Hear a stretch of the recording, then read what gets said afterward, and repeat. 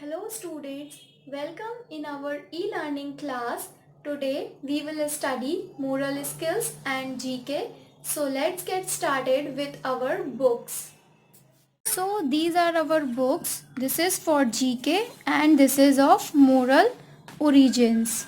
This is Knowledge Zone, a book of general knowledge for class 4th, and this is Focus Moral Origins, a book on moral education for class 4th. So let's see its contents. Here in moral values we are having 9 chapters: gratitude, hard work, freedom, the Almighty, obedience, loyalty, duty, true friendship and attitude. So let's begin with our chapter number first, gratitude. So just understand the thought.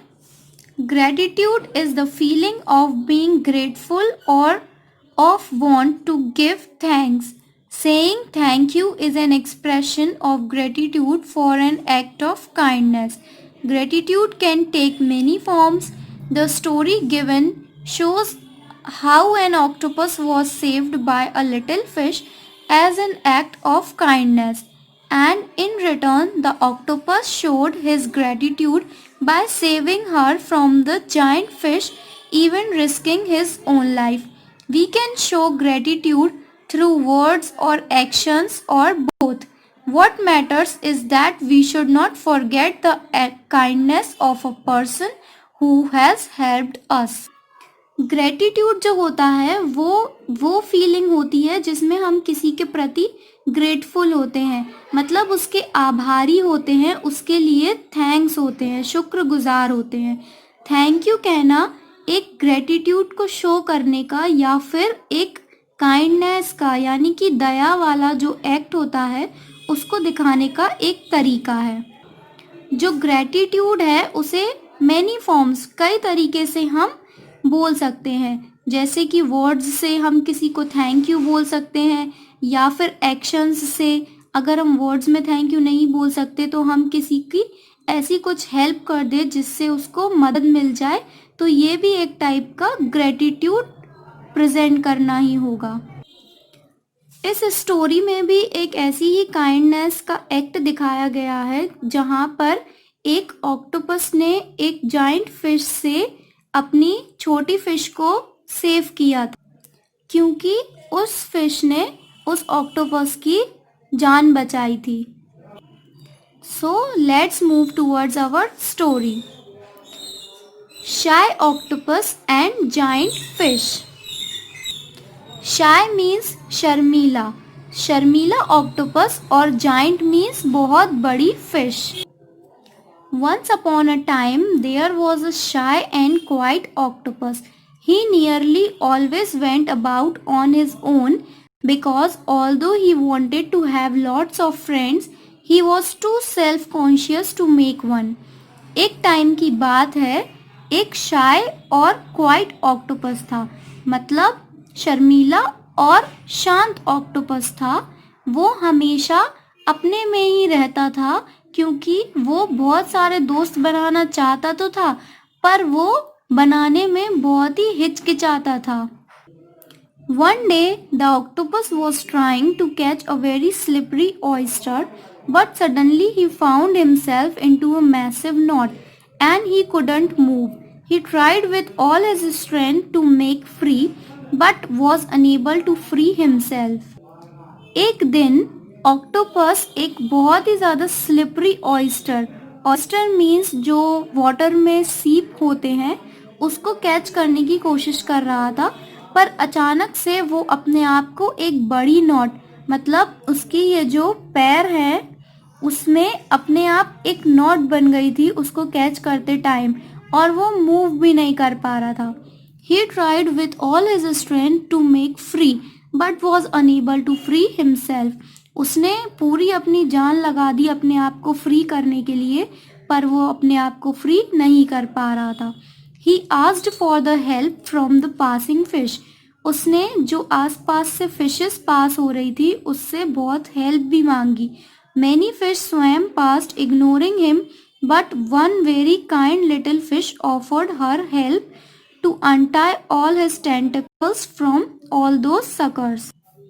कई fish उसके पास से निकलती जा रही थी, उसको ignore करके, उस पर ध्यान नहीं दे रही थी, पर एक बहुत ही छोटी सी और दयालु फिश उसके पास आई और उसको हेल्प के लिए ऑफर किया कि वो उसकी सारी ये जो टेंटिकल्स है, उसके ये जो पैर है, उसको फ्री करने के लिए उसने बोला.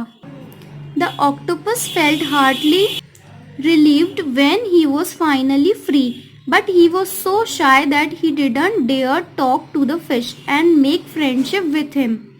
He simply thanked the fish and quickly swam off.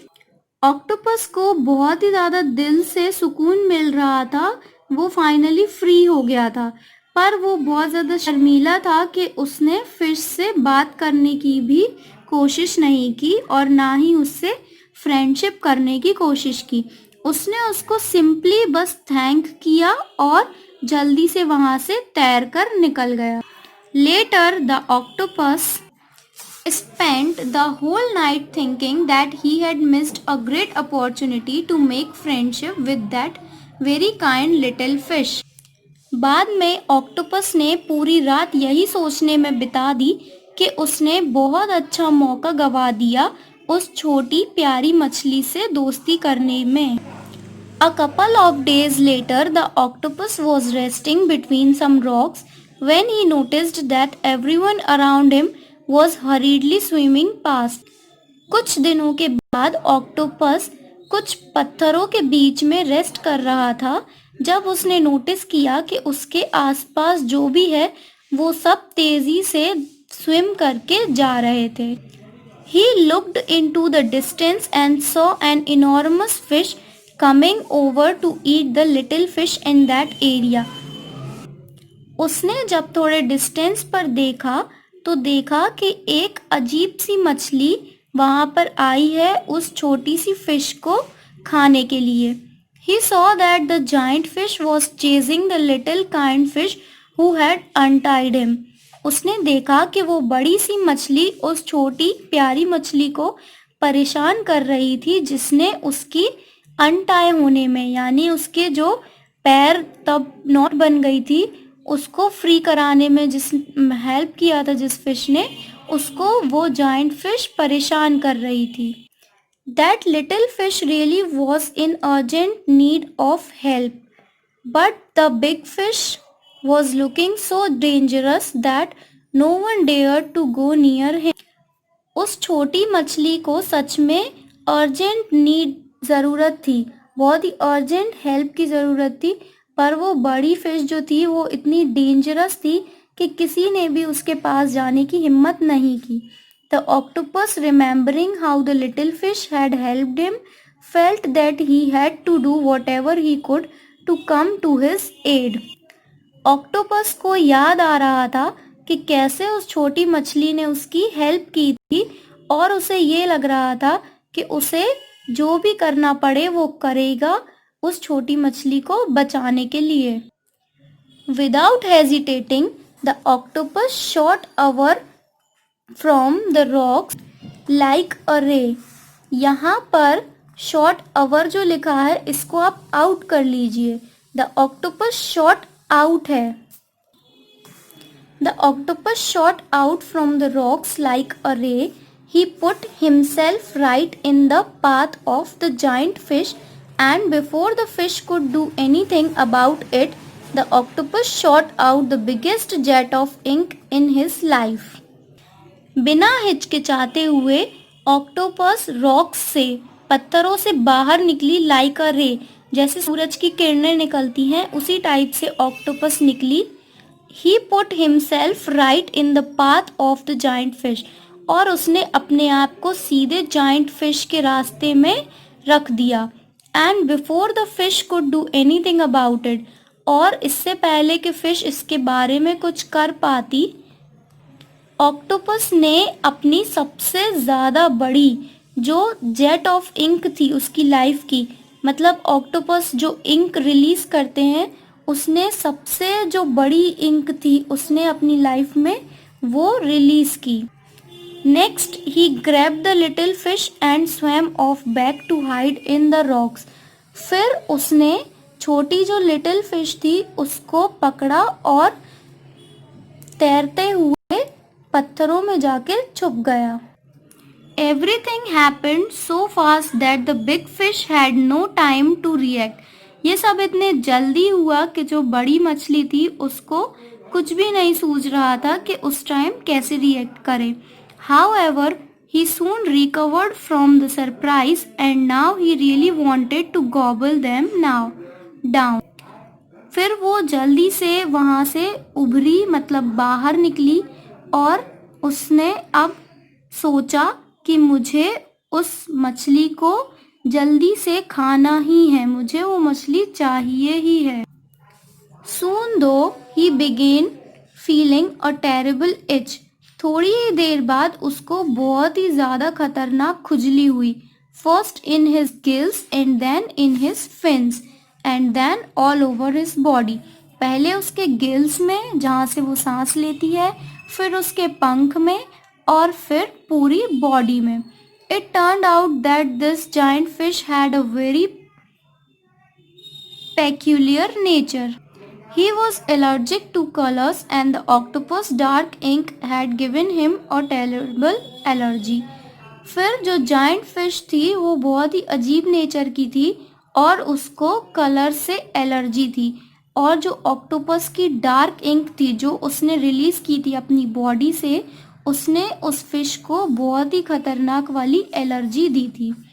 So the big fish ran away feeling aerated. तो वो जो बड़ी मछली थी वो वहां से भाग गई चिढ़कर। As soon as the big fish went away, all the fish who had been hiding came and praised the octopus for being so brave. जैसे ही वो बड़ी मछली वहां से गई, सारी मछलियां जो छुप रही थी वो बाहर निकली और उन्होंने ऑक्टोपस की तारीफ की इतनी बहादुरी दिखाने के लिए। Then the little fish told them now how he had helped the octopus few days earlier. फिर लिटिल फिश ने उनको बताया कि कैसे उसने ऑक्टोपस की कुछ दिनों पहले मदद की थी। But he had never imagined that anyone can be so grateful that he would end up doing something so dangerous. पर उसने ये कभी नहीं सोचा था कि वो ऑक्टोपस उसका इतना शुक्रगुजार हो जाएगा कि उसके लिए इतना डेंजरस भी करने को रेडी हो जाएगा।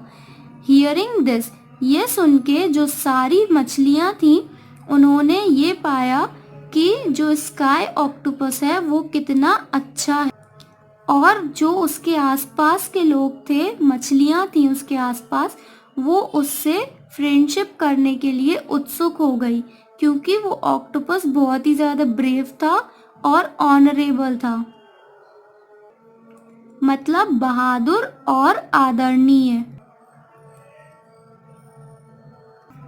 Here one thought is given showing gratitude is one of the basis of friendship acts can overcome shyness.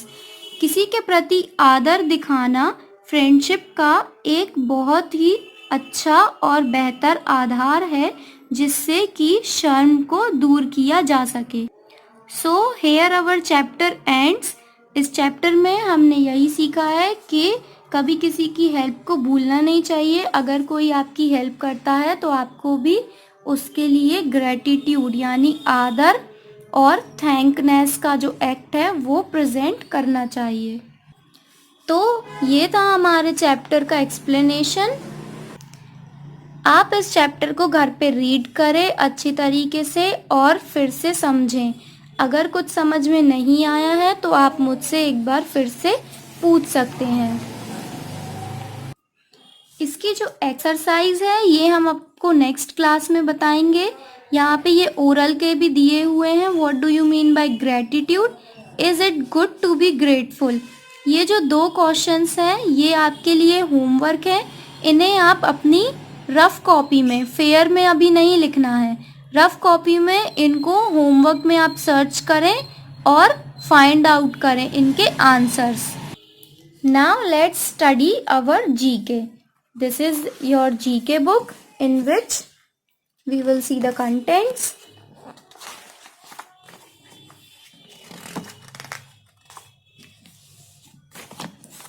These are our contents. There are 13 units in which small chapters are given. Total 13 units हैं जिनमें छोटे छोटे से जो chapter type topics हैं वो given है।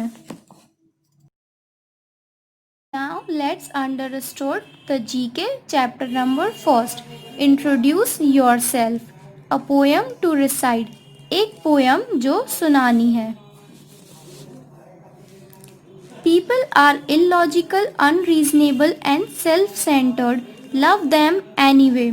लोग जो होते हैं वो illogical होते हैं, unreasonable and self-centered. Illogical means जिनका कुछ लॉजिक नहीं होता है, बिना मीनिंग की बात, मीनिंगलेस। अनरीजनेबल यानी without any reason and self centred मतलब सिर्फ खुद पे फोकस करने वाले, फिर भी आप उन्हें प्यार करें। The good you do today will be forgotten tomorrow. Do good anyway. आज आप कुछ अच्छा करेंगे, कल उसे भुला दिया जाएगा, फिर भी आप अच्छा करें। People really need help but may attack if you do help them. Help people anyway. लोगों को सच में मदद की ज़रूरत है, पर वो आप पे हमला करेंगे अगर आप उनकी हेल्प करेंगे, फिर भी आप लोगों की मदद करें। Give the world the best you have and you will be get kicked in the teeth. Give the world the best you have anyway. आप दुनिया को आपके पास जो सबसे बेस्ट है वो दें, फिर भी आपको दांतों पर किक पड़ेगी, फिर भी आप दुनिया को सबसे बेस्ट जो है आपका वो दें। So basically this poem refers that लोग आपके साथ कैसा भी बिहेव करें, पर आप हमेशा अच्छा और जो भी बेस्ट है वही कीजिए। अब यहाँ पर कुछ डिटेल्स आपको फिल करने के लिए दी हुई है। Your name, age, class, section, school, house address and your telephone number and paste your recent photograph here. तो ये आप अपनी बुक में फिल कर लें, अपना नेम, एज, क्लास, ये सारा सेक्शन आपको होमवर्क के लिए है। जीके में आपका यही होमवर्क है और एमएस का होमवर्क आपका ये है कि आप अच्छे से उस चैप्टर को पूरा रीड करें, एक बार फिर से समझें और उसकी एक्सरसाइज अगर आपको मिलती है तो आप बुक में फिल कर लें। अगर वो सही होगी तो अच्छी बात है, नहीं होगी तो फिर आप उसको इरेज करके जब मैं एक्सरसाइज करवाऊँ तो उसको टैली कर लें। So this is enough for your today's class. Till then stay studying, stay safe, stay home and thanks for watching.